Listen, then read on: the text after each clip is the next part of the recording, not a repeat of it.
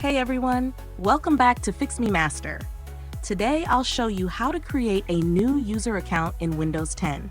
Whether you want to add a family member, a guest, or a secondary account, this guide will walk you through every step. Let's get started.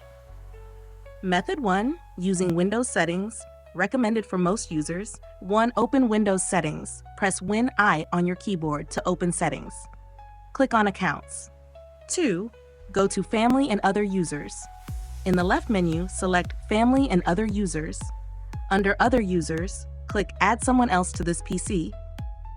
3. Choose Account Type. If you have a Microsoft account, enter the email and follow the instructions. If you want a local account, click I don't have this person's sign-in information, then add a user without a Microsoft account. 4. Set up the account.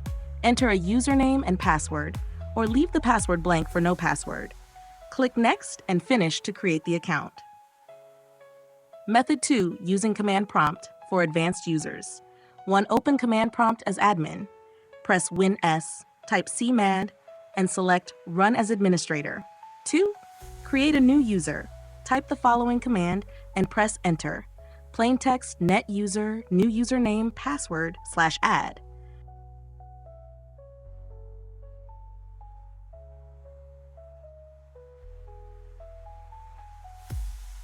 Replace new username with the username you want and password with a secure password.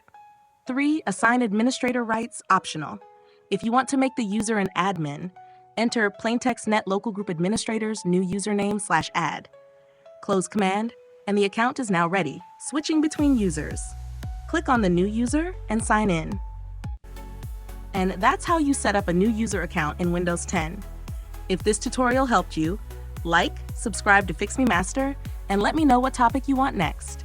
See you in the next one.